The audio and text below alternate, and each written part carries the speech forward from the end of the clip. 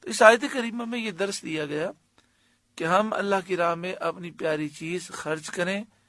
جب تک خرچ نہیں کریں گے اس وقت تک ہمیں نیکی کا کمال حاصل نہیں ہوگا، تقوی، پرہیزگاری اور فرما برداری کا کمال حاصل نہیں ہوگا. اول تو ہمیں اس آیت کریمہ کو سننے کے بعد سوچنا چاہیے کہ کیا میں نے زندگی میں اس آیت پر عمل کیا ہے؟ اپنی پیاری چیز کبھی اللہ کی راہ میں خرچ کی ہے؟ اگر نہیں کی تو اس آیت پر عمل کرتے ہوئے اپنی کوئی پیاری چیز اللہ کی راہ میں خرچ کریں. دوسری چیز یہ ہے کہ ہمارے صحابہ کرام علیہم رضوان اپنے گھر میں ان چیزوں کو پسند نہیں کرتے تھے جو ضرورت سے زائد ہوں. بس اوقات ایسا ہوتا ہے کہ گھر میں بہت ساری چیزیں جمع ہو جاتی ہیں جس کا ہماری ضرورت سے کوئی تعلق نہیں ہوتا، اور ہماری سستی کی وجہ سے ہم اسے گھر سے نکالتے بھی نہیں ہیں. تو ہمیں چاہیے کہ ہم اپنے گھر میں جو ضرورت کی چیزیں ہیں وہ رکھیں، اور اس سے زائد چیزیں ہم اللہ کی راہ میں خرچ کر دیں، کسی کو دے دیں جس کے کام آ سکیں. اس کے بعد ہم یہ قدم اٹھائیں کہ روزانہ نہیں تو کم از کم ہفتے میں کچھ نہ کچھ نفلی صدقہ، نفلی خیرات ہم اللہ کی راہ میں پیش کریں. اور اگر کوئی آپ سمجھتے ہیں کہ فلاں ضرورت مند ہے، اسے لباس کی ضرورت ہے، تو اچھا لباس بنا کر اسے پیش کیا جائے، یا اسی طرح کی جس چیز کی اسے ضرورت ہو. اللہ تعالی ہمیں اس کی راہ میں خوب خرچ کرنے کی توفیق عطا فرمائے. وَمَا تُنْفِقُوا مِنْ شَيْءٍ فَإِنَّ اللَّهَ بِهِ عَلِيمٌ. اور تم جو کچھ خرچ کرو اللہ کو معلوم ہے. جو اللہ کی راہ میں خرچ کرو گے، تھوڑا کرو، زیادہ کرو، اپنی پیاری چیز خرچ کرو، اخلاص کے ساتھ خرچ کرو، اللہ جانتا ہے.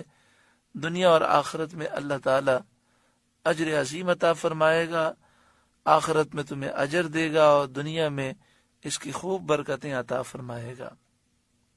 اگلی آیت کریمہ سننے سے پہلے اس کا شان نزول سماعت کر لیں.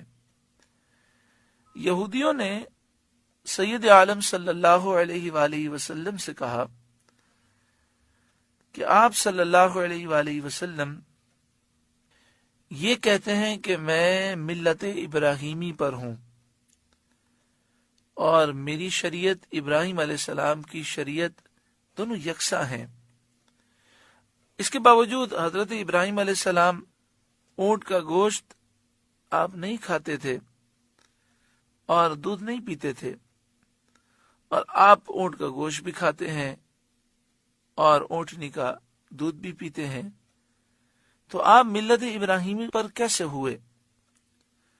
پھر آقا صلی اللہ علیہ وآلہ وسلم نے فرمایا تمہاری غلط فہمی ہے، بات اس طرح نہیں ہے. یہ ساری چیزیں حضرت ابراہیم علیہ السلام استعمال کرتے تھے اور یہ چیزیں آپ پر حلال تھیں.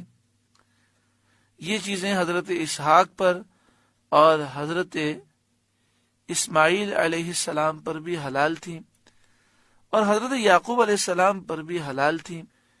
پھر حضرت یعقوب علیہ السلام نے کسی سبب سے اپنے اوپر حرام کر لی تھیں.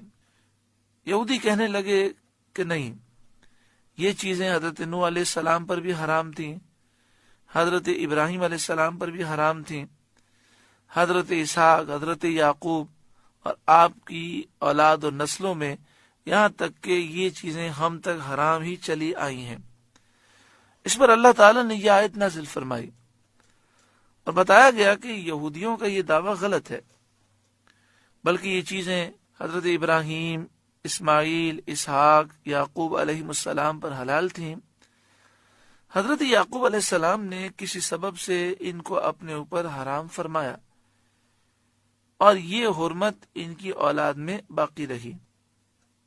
بعض مفسرین نے فرمایا کہ حضرت یعقوب علیہ السلام کو ایک تکلیف ہو گئی، بیماری ہو گئی، تو آپ نے اللہ تبارک و تعالی کی بارگاہ میں دعا کی کہ اے مالک و مولا میری اس بیماری کو دور فرما دے. جب میری بیماری دور ہو جائے گی تو میں اپنی سب سے مرغوب غذا، سب سے پیاری چیز کھانا چھوڑ دوں گا. بعض کہتے ہیں کہ آپ کو عرق النساء تھا، جس سے آپ کے پاؤں میں تکلیف تھی، تو آپ نے یہ دعا کی تو اللہ تعالیٰ نے آپ کی بیماری دور فرما دی۔ تو آپ کو جو سب سے مرغوب چیز تھی وہ اونٹ کا گوشت تھا، اونٹنی کا دودھ تھا، تو آپ نے چھوڑ دیا، آپ نے اپنے اوپر اس چیز کو حرام کر لیا۔ پھر ان کی اولاد میں یہ چیز حرام نہیں تھی، مگر جب بنی اسرائیل نے سرکشی کی تو اس سرکشی کی وجہ سے زجرن ان پر یہ چیز حرام کر دی گئی، اور نبی اکرم صلی اللہ علیہ وآلہ وسلم کے دور مبارک تک یہودیوں پر یہ چیزیں ممنوع تھیں۔ تو جب انہوں نے دیکھا کہ نبی اکرم صلی اللہ علیہ وآلہ وسلم ان چیزوں کو استعمال کرتے ہیں تو انہوں نے سوال کیا، لیکن یہودیوں نے اس ساری بات کا اور آیت کریمہ کا انکار کیا۔ تو آپ صلی اللہ علیہ وآلہ وسلم نے فرمایا توریت میں یہ بات موجود ہے، اگر تمہیں انکار ہے تو توریت لاؤ۔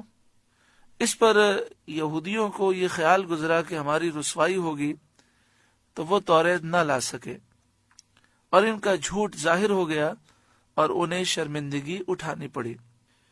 اس سے ثابت ہوا کہ پچھلی شریعتوں میں احکام منسوخ ہوتے تھے۔ اس میں یہودیوں کا رد ہے جو کہتے ہیں کہ احکام منسوخ نہیں ہو سکتے۔ ہمارا عقیدہ یہ ہے کہ اللہ تبارک و تعالی تو جانتا ہے کہ یہ حکم کتنے عرصے کے لیے نازل ہوا ہے، جب وہ عرصہ پورا ہو جاتا ہے تو دوسرا حکم آ جاتا ہے۔ ایک حکم مخصوص عرصے کے لیے اس لیے نازل ہوتا ہے کہ اس وقت کے لوگوں کی وہ ضرورت ہوتا ہے، ان کے فائدے کے لیے اور حکمت کے لیے نازل ہوتا ہے۔ نبی اکرم صلی اللہ علیہ وآلہ وسلم نے دنیا میں کسی سے علم حاصل نہیں کیا، لیکن اللہ تعالیٰ نے اپنے محبوب کو اولین اور آخرین کا علم عطا فرمایا۔ تو یہودیوں کو جو آپ نے کہا کہ توریت میں یہ لکھا ہے، لاؤ توریت میرے سامنے، یہ آپ کا کمال معجزہ ہے، اور اس بات کی دلیل ہے کہ اللہ تعالیٰ نے آپ کو غیبی علوم عطا فرمائے۔